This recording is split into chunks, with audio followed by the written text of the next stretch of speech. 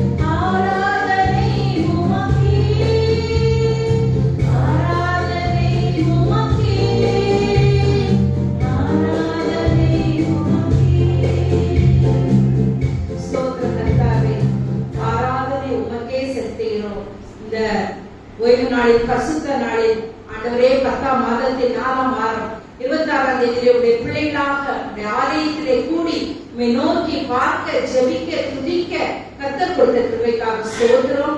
இப்பொழுது உடைய வார்த்தையின் மூலமாக என்னோடு பேசுகிற ஆண்டவர் ஜீவனுள்ள மெய்யான உயிருள்ள தெய்வத்தினுடைய சத்தத்தை கேட்டு கீழ்ப்படிந்து ஆசீர்வதிக்கப்பட்டவர்களாக இந்த இடத்தை விட்டு கடந்து செல்ல கிருபையை தாரும். இந்த நேரத்தை எங்களுக்கு மோட்சமாக்கி தாரும். பரலோகத்தின் மன்னாவை தாரும். எங்கள் ஆவி ஆத்துமா சரீரம் பலனடையட்டும், எழுப்புதல் அடையட்டும்.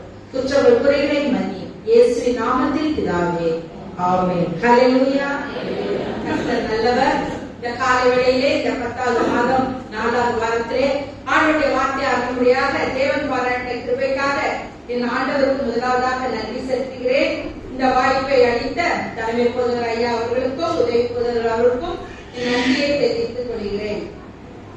கர்த்தர் இந்த ஆண்டை தொடங்கி இந்த 10 மாதங்களும் நமக்கு நல்லவராகவே இருக்கிறார். ஆகவே ஹல்லேலூயா. அவரை நினைத்து நாம் நன்றி செலுத்த வேண்டும். நம்மை பாதுகாத்து பராமரித்து பலப்படுத்தி நம்மோடு கூட இருந்து வழி நடத்தினார்.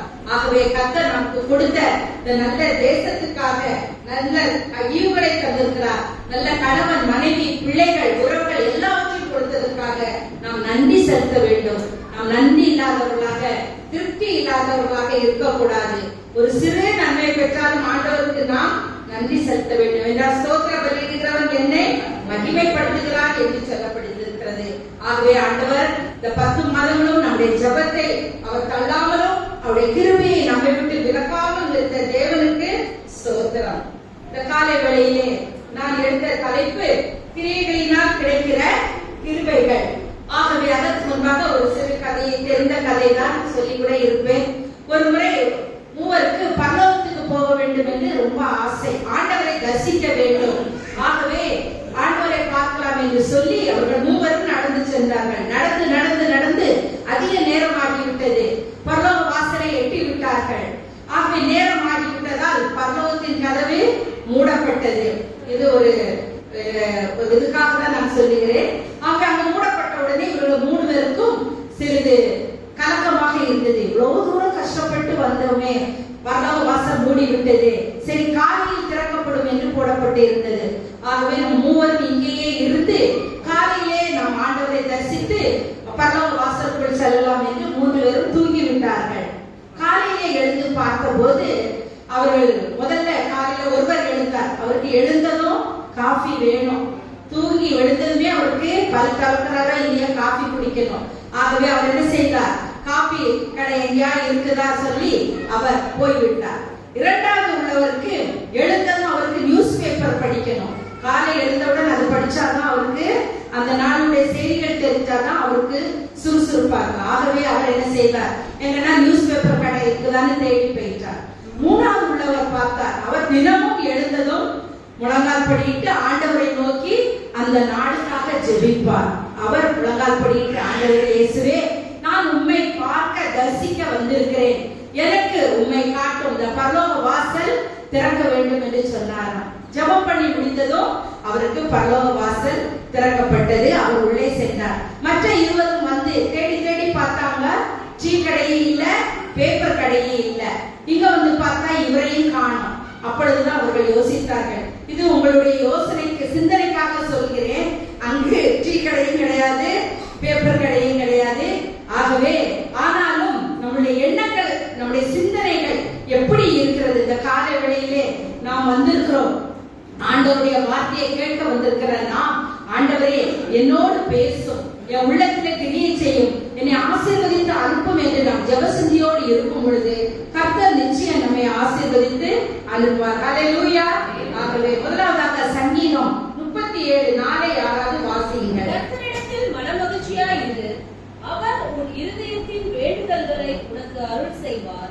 ஆமா, கர்த்தரிடத்தில் மனமகிழ்ச்சியாய் இரு, அவர் உன் இருதயத்தின் வேண்டுதல்களை உனக்கு அருள் செய்வார். முதல் கிரியை, நம்ம மன மகிழ்ச்சியாய் இருக்கும் போது ஆண்டவர் தருகிற கிருபை என்ன?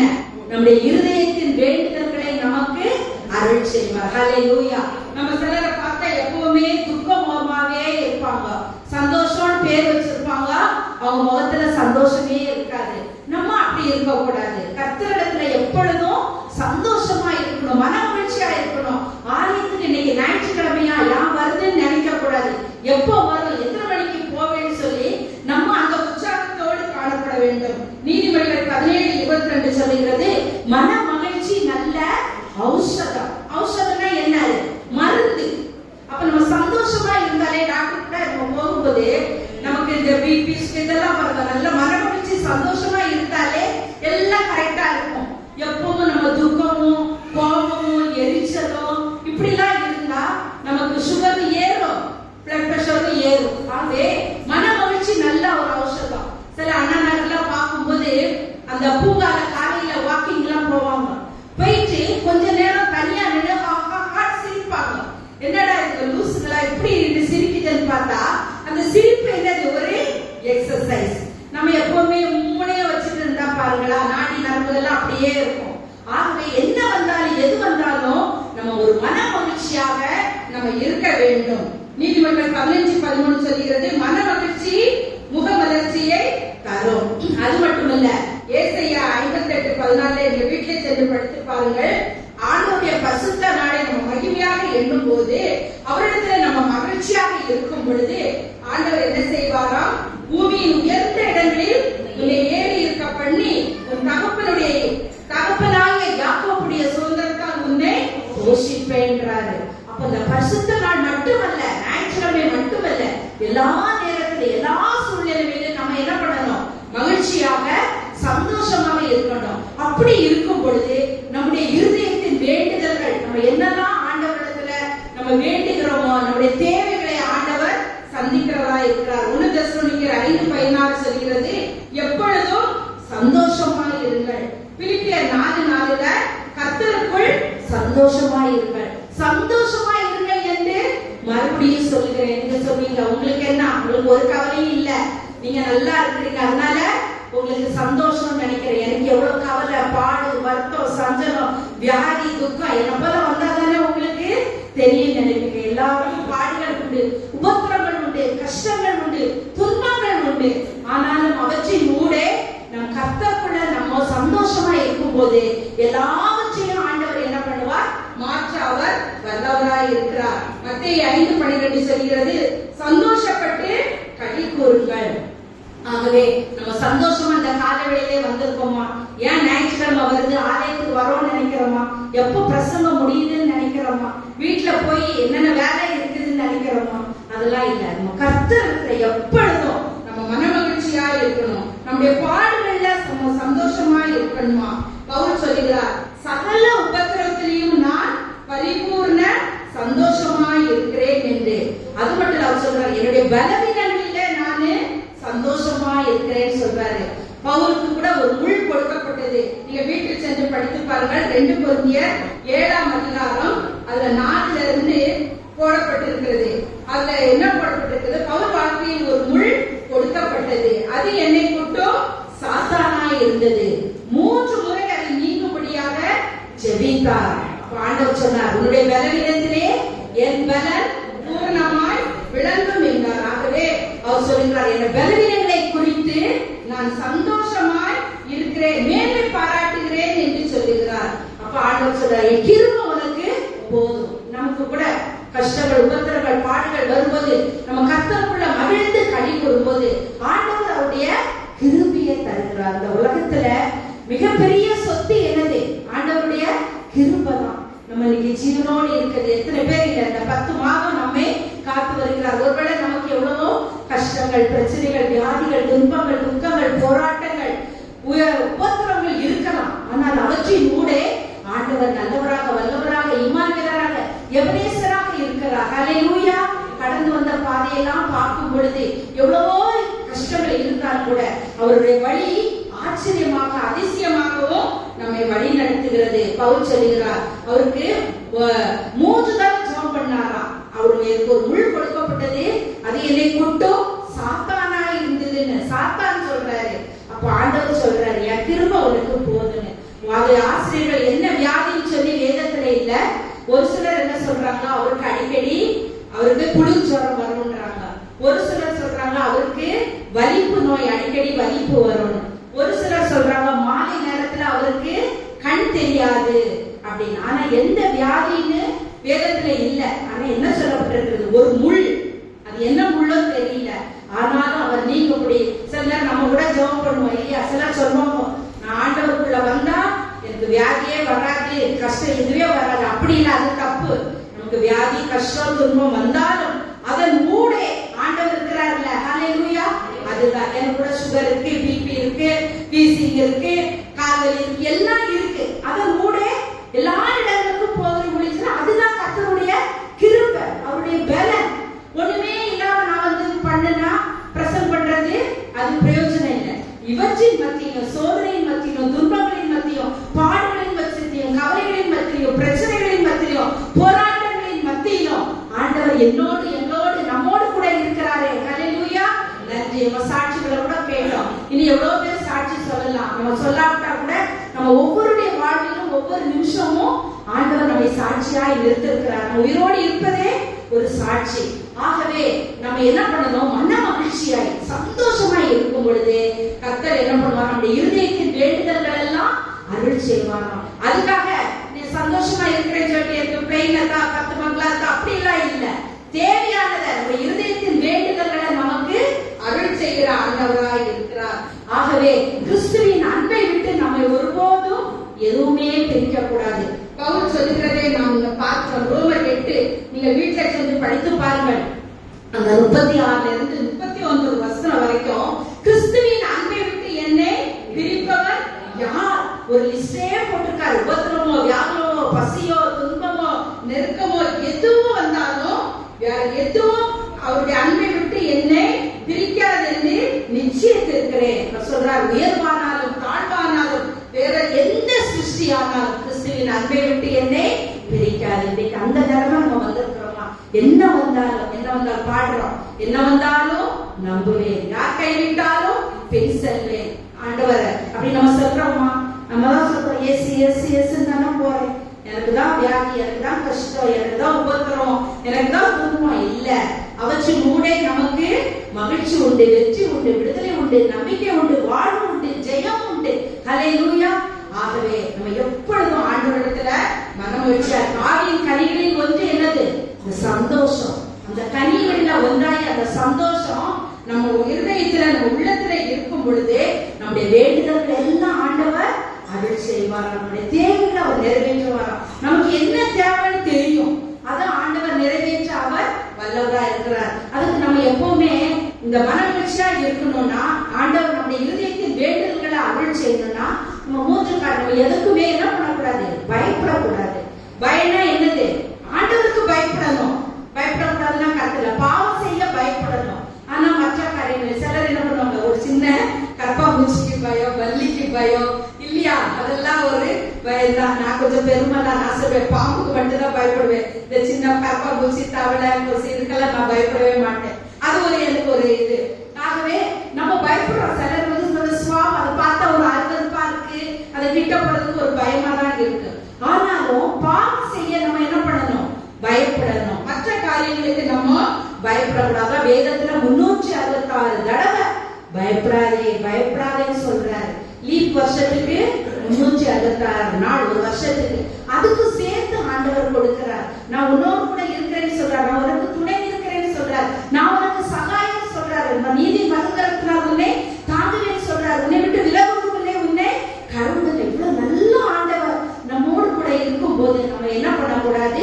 மன மகிழ்ச்சியாக இருக்க வேண்டும். அது மட்டுமல்ல, கவலைப்படக்கூடாது. இன்னைக்கு கவலையே ஒரு வியாதி இல்ல, எப்ப பாரு கவலை, எதுக்கெடுத்தாலும் கவலை. ஆண்டவர் வசனம் சொல்லுகிறது, நீங்கள் ஒன்றுக்கும் கவலைப்படாமல் எல்லாவற்றையும் குறித்து நம்முடைய விண்ணப்பங்களை ஆண்டவரிடத்துல தெரியப்படுத்தும் பொழுது எல்லாவற்றையும் மாற்றி அமைக்க அவர் வல்லவராய் இருக்கிறார். நம்ம சந்தேகமே வரக்கூடாது. வாழ்க்கையில சந்தேகம் வந்தா வாழ்க்கையே வீண். ஒருவருக்கொருவர் நம்ம சந்தேகப்படாம மகிழ்ச்சியாக இருக்கும் பொழுது நம்முடைய வாழ்வு ஆசீர்வாதம். இந்த மூன்று இருந்தாலே போதும். பயப்படக்கூடாது, கவலைப்படக்கூடாது, சந்தேகப்படக்கூடாது. இந்த மகிழ்ச்சி எப்படி வரும்? இந்த வேதத்தை நம்ம அனுதினமும் வாசிக்கும் போது, தியானிக்கும் போதுதான் மகிழ்ச்சி. சங்கீதம் 1:2 கர்த்தருடைய வேதத்தில் இரவும் பகலும் தியானமாய் இருக்கிற மனுஷன் பாக்கியவான் என்று போடப்பட்டிருக்கிறது.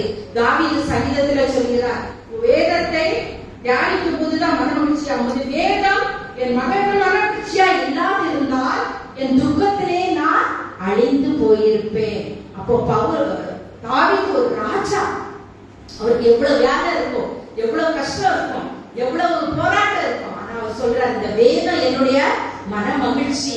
அது என் மன மகிழ்ச்சியா இல்லாம இருந்தா நான் துக்கத்திலே அமிழ்ந்து போயிருப்பேன் என்று சொல்கிறார். ஆகவே நம்ம இரவும் பகலும் அவரை நேசிக்க வேண்டும், தேட வேண்டும். இந்த வேதத்தை நேசிக்கிறவர்களுக்கு மிகுந்த சமாதானம் உண்டு என்று சொல்லி சங்கீதம் 119 165 சொல்லப்பட்டிருக்கிறது. நம்ம சமாதானம் இல்லாம, சந்தோஷம் இல்லாம, நம்ம கவலைப்பட நேரத்துல இந்த வேதத்தை எடுத்து வாசிக்கும் போது, ஆண்டவருடைய வார்த்தைகளை கேட்கும் பொழுது, ஆண்டவருடைய வசனத்தை நம்ம பின்பற்றும் பொழுது நமக்கு என்ன பண்ணுகிறது? சந்தோஷம் கிடைக்கிறது. ஆகவே முதல் கிரியை என்ன? மன மகிழ்ச்சியா இருக்கும் போது ஆண்டவர் தன்னுடைய கிருபை நம்முடைய இருதயத்தின் வேண்டுதல்களை நமக்கு அருள் செய்கிறவராய் காணப்படுவார். இரண்டாவதாக பார்க்கும் பொழுது சங்கீதம் 37:5 வாசியுங்கள்.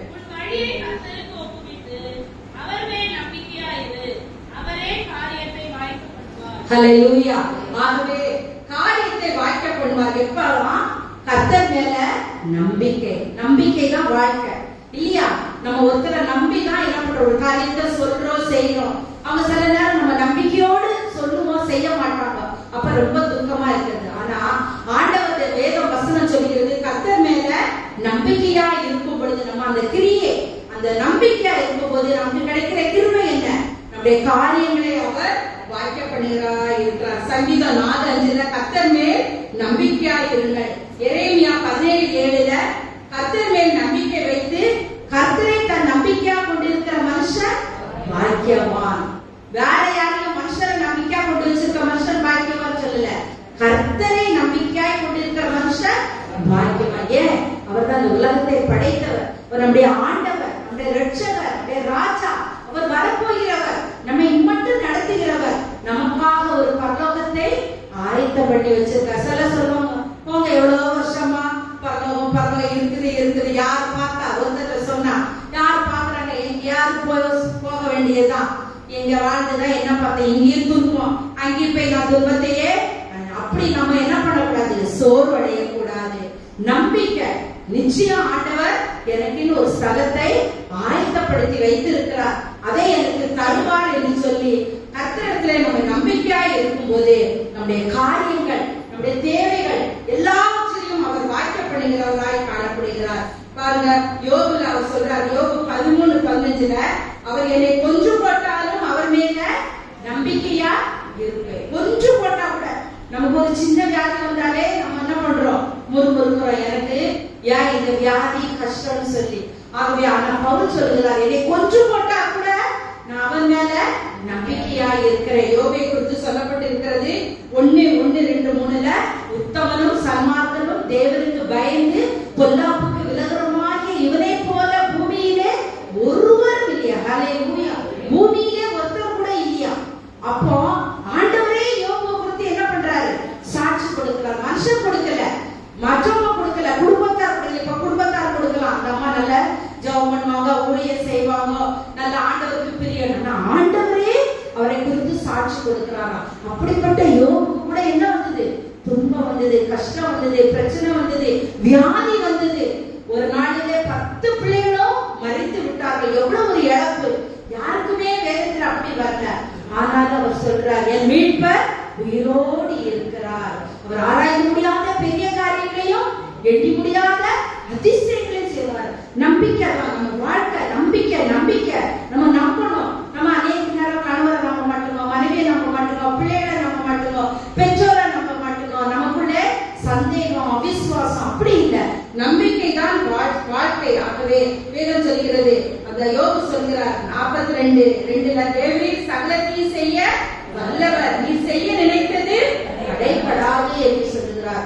ஆகவே அவர் நம்பிக்கையோடு இருந்தபடியினால, ஆண்டவருக்காக அவர் பக்தி வைராக்கியமா இருந்தபடியினால, மனைவி தூஷித்த போது கூட அவர் என்ன சொல்றார்? பைத்தியக்காரன் பேசுகிறது போல பேசுகிறார். கர்த்தர் கொடுத்தா கர்த்தர் எடுத்தார். அவருடைய நாமத்திற்கு ஸ்தோத்திரம். என் மீட்பர் உயிரோடு இருக்கிறார். அவர் வரும்போது என் சொந்த கண்களை அவரை காணும். அந்த நம்பிக்கையோடு நாம் என்ன பண்ணணும்? காணப்பட வேண்டும். அதே போல தாவீது கூட சங்கீதம் 39:7 சொல்லுகிறார், நீரே என் நம்பிக்கை. வேதத்துல அநேக ஆண்டவர் மேல நம்பிக்கை வச்சதுனால ஆண்டவர் பல அற்புதங்களை, அதிசயங்களை, பெரிய காரியங்களை செய்கிறவராய் காணப்படுகிறார். அந்த கோதியாத்தீர் எனக்கு ரொம்ப இஷ்டமா இருக்கும். 1 சாமுவேல் நீங்க வீட்டுல சென்று படித்து பாருங்கள். 17ஆம் அதிகாரத்துல அவன் கோலியாத்தை கொல்ல வரும்போது அவன் கர்த்தரின் நாமத்தை நம்பி, கர்த்தரின் நாமத்திலே வருகிறேன்.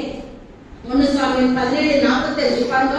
ஒரு கவனினாலும் ஒரு கல்லினாலும் அந்த பெலிஸ்தனை கொன்றான். அவன்கிட்ட பட்டயே இல்ல, கத்தி இல்ல, எந்த ஆயுதமும் இல்ல. நீ நிந்திட்ட இஸ்ரவேலின் தேவனாகிய கர்த்தரின் நாமத்திலே நான் வருகிறேன் சொல்லி அந்த கவனை அந்த கல்லை எடுத்து விட்டான். பாருங்க, அது எவ்வளவு கரெக்டா பொட்டுல போய் பட்டு அப்படியே விழுந்தான். இவன் சிறியவன், இவன் பெரிய ராட்சசன். அவன் முன்னாடி இவன் ஏமாத்திரம். ஆனா அவன் ஓடி போய் அவன் மேல உட்கார்ந்து அவன் பட்டயத்தைய உருவி அவனை என்ன பண்றாங்க? ஒன்று போடுகிறான். ஹல்லேலூயா! எவ்வளவு பெரிய ஒரு அதிசயம், அற்புதம் பாருங்க. அவர் சொல்றார், ஆடு மேய்த்தல்ல அவரை ராஜாவாக மாற்றின பொழுது அவர் இந்த புலியிலிருந்து என்னை எடுத்து உயர்த்தினார். ஆகவே அவர் என்ன பண்ணுகிறார்? தாவீதை குறித்து வேதம் சொல்கிறது, தாவீது ஆண்டவருடைய இருதயத்துக்கு ஏற்றவனாய் காணப்பட்டார். ஒரு இடத்துல தவறிவிட்டார், தவறுதான். ஆனாலும் கூட அவர் மன்னிப்பு பெற்றார். ஆண்டவரிடத்திலே அழுதார். 51ஆம் சங்கீதத்தை பார்க்கும் போது, என் நீர் என்னை யூசப்பினா சுத்திகரியும், என் பாவங்களை என்னை கழுவிகரும், சுத்த இதயத்தை என்னிலே தாரும் சொல்லி அவன் மன்னிப்பு கேட்டு ஒப்புரவாகி மறுபடியும் ஆண்டவருடைய வல்லமையை, கிருபையை அவன் பெற்று ஆண்டவருடைய இருதயத்துக்கு ஏற்றவனாக வாழ்ந்தான் என்று பார்க்கிறோம். ஆகவே இன்றைக்கு நம்ம எப்படி இருக்கிறோம்? ஆண்டவர் மேல நம்பிக்கையா இருக்கிறோமா? சிறு சிறு காரியங்கள்ல கூட நம்ம நம்பிக்கை இழந்தவர்களாய் காணப்படுகிறோம். கர்த்தர் என்னை நடத்துவார், கர்த்தர் என்னை போஷிப்பார், கர்த்தர் என்னை வழிநடத்துவார் என்று சொல்லி நம்ம என்ன பண்ணணும்? நம்பிக்கை உடையவர்களாய் காணப்பட வேண்டும். நிச்சயம் ஆண்டவர் நம்மை ஆசீர்வதிப்பார். நம்ம நம்பிக்கையா இருக்கும்போது காரியங்களை அவர் வாக்கிய பண்ணுவார். நான் அநேக நேரம் என்னுடைய வாழ்க்கையில கூட நான் யோசிச்சு பார்ப்பேன். என்னுடைய கணவர் இருந்து 14 ஆண்டுகள் ஆகிறது. ஆனாலும் நான் தனி ஒருவனாக ஊழியங்களுக்கு போகும்போதோ வரும்போதோ ஆண்டவர் என்னோடு கூட இருக்கிறார். ஏன் என்று கேள்வி கேட்க முடியவில்லை. ஏன்னா ஆண்டவருடைய சித்தம் என்ன நமக்கு தெரியாது. ஆனால் இதன் கூட என்னை நடத்துகிறார் என்று சொல்லி சில நேரம் நான் கொஞ்சம் துக்கமா கூட இருப்பேன், நம்பிக்கையற்று சோர்வா கூட இருப்பேன். அப்ப ஆண்டவருடைய வசனத்தை எடுத்து படிப்பேன், ஆண்டவரை பாடி துதிப்பேன். இதுவும் கடந்து போகும். இதுலயும் மட்டும் நடத்தினாரு.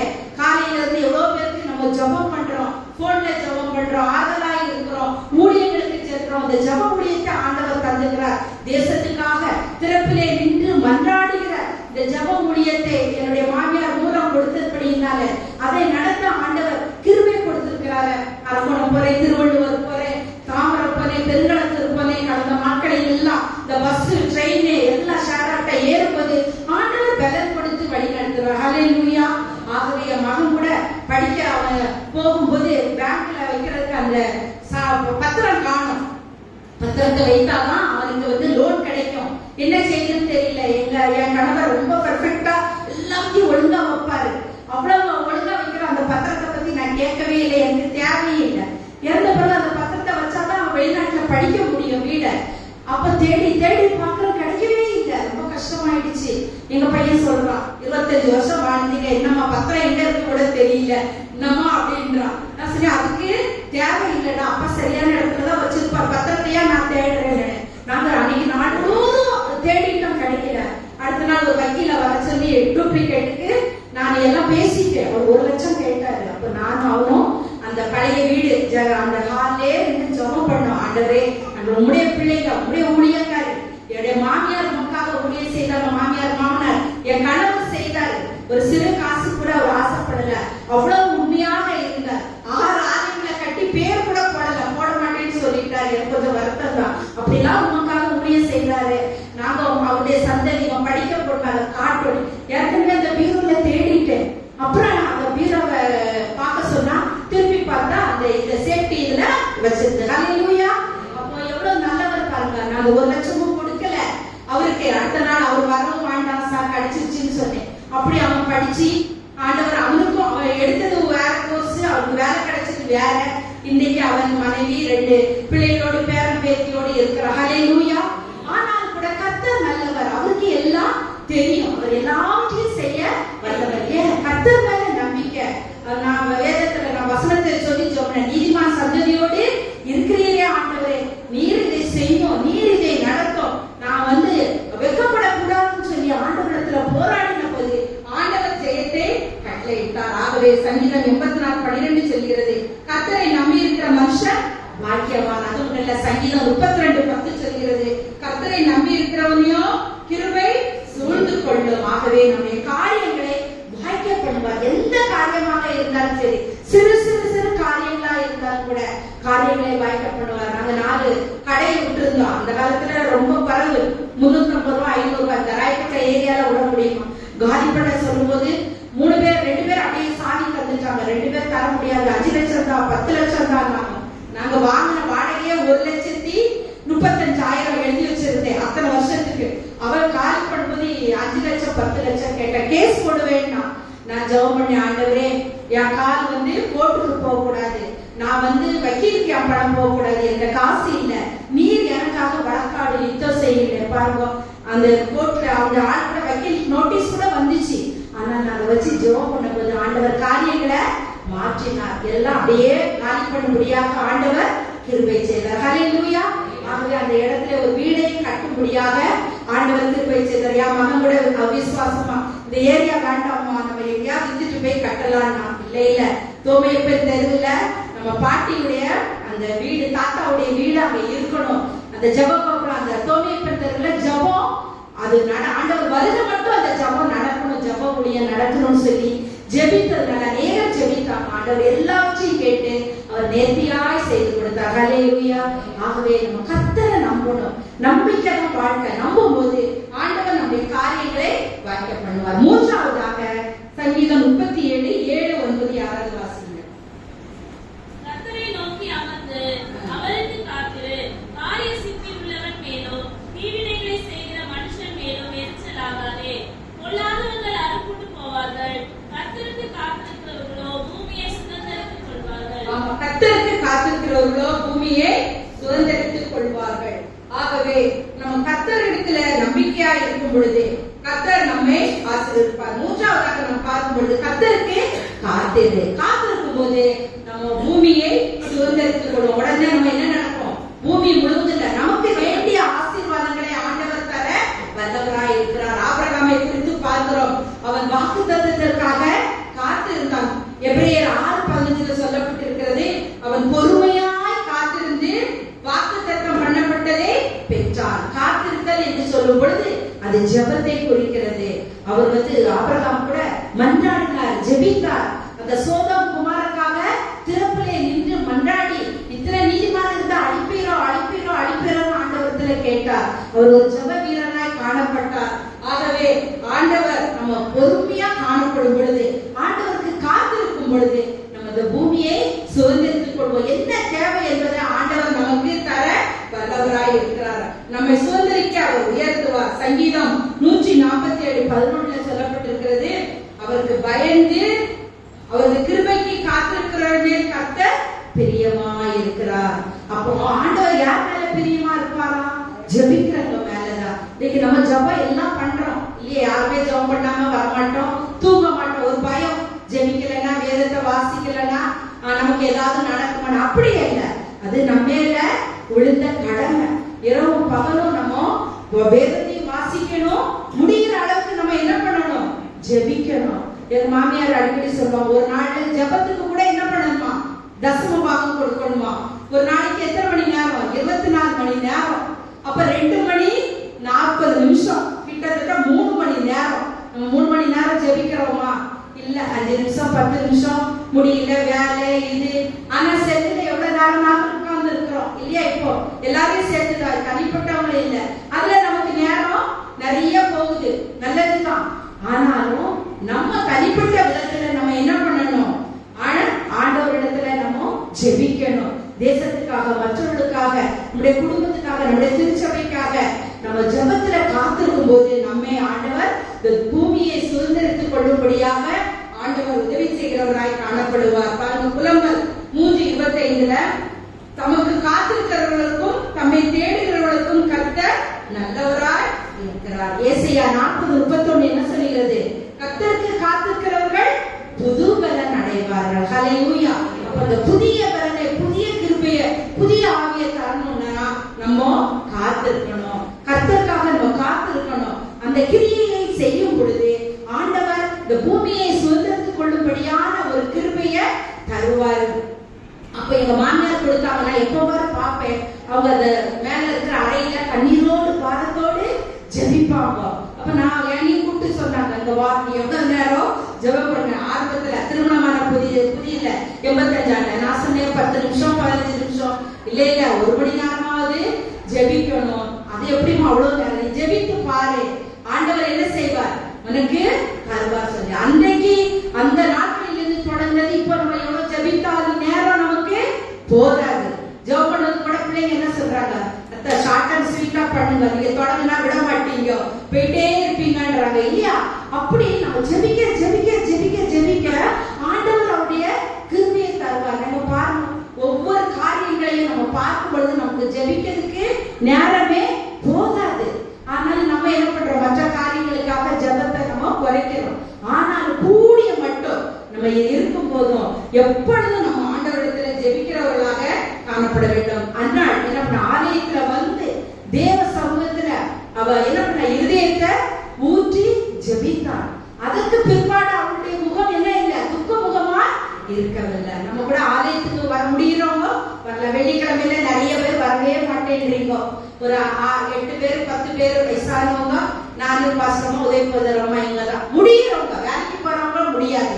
ஆனா கூடிய மட்டும் என்ன பண்ண? வீட்டுல இருக்கிறவங்க, இந்த பகுதியில இருக்கிறவங்க என்ன பண்ணலாம்? ஜெபத்துக்கு வரும்போது அநேக காரியங்களை குறித்து நமக்கு தெரியணும். நம்மளும் இந்த ஆலயத்துல ஜெபிப்போம். ஜெபிக்கும் போது ஆண்டவர் அவங்களுக்கும் ஜெபிக்கிறவங்களுக்கும் ஆசீர்வாதத்தை கொடுப்பார்.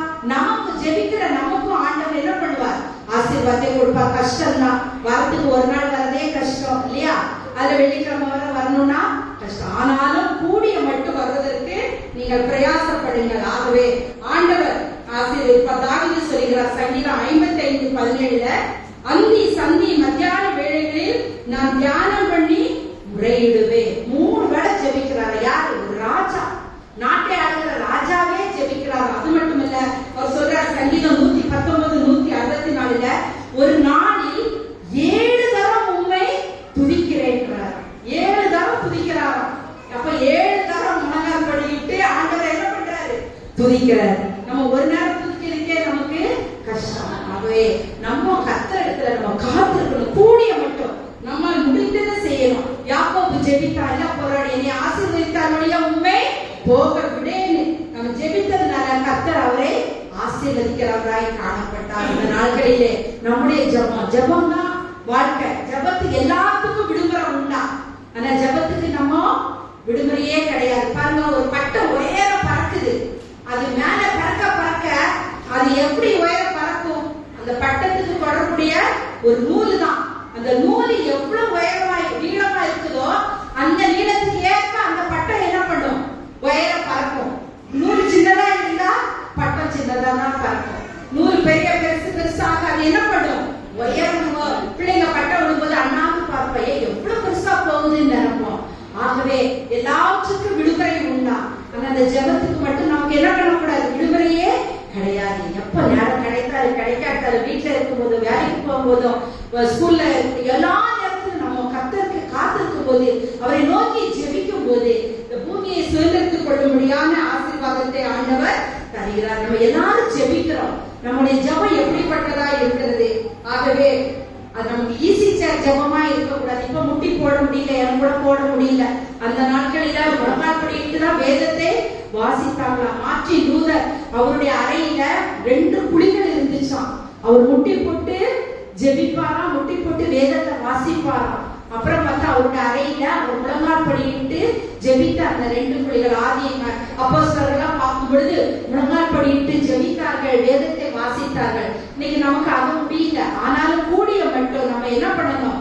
ஆண்டவரிடத்துல நம்ம ஜெபிக்கணும். ஜெபிக்கும் போது ஆண்டவர் நம்மை ஆசீர்வதிக்கிறவராய் காணப்படுவார். ஆகவே இந்த உலக நம்ம படைக்கப்பட்ட நம்ம ஆண்டவருக்கு பிரியமானவர்களாக காணப்படுகிறோமா? 3 காரியங்களை குறித்து சிந்தித்தோம். ஆகவே கிரியையினால் கிடைக்கும் கிருபைகள். முதலாவதாக கர்த்தரிடத்துல நம்ம மனமகிழ்ச்சியா இருக்கும் போது நம்முடைய வேண்டுதல்களை நமக்கு அருள் செய்வார். இரண்டாவதாக கர்த்தரிடத்தில் நம்ம நம்பிக்கையா இருக்கும் போது நம்முடைய காரியங்களை வாய்க்க செய்வார். மூன்றாவதாக கர்த்தருக்காக காத்திருக்கும் பொழுது இந்த பூமியை சுதந்திரிக்க கிருபை செய்வார். ஆண்டவருடைய சாயலிலே படைக்கப்பட்ட நாம் ஆண்டவருக்கு பிரியமானவர்களாக, பயனுள்ளவர்களாக, சாட்சி உள்ளவர்களாக நம்ம வாழ்கிறோமா?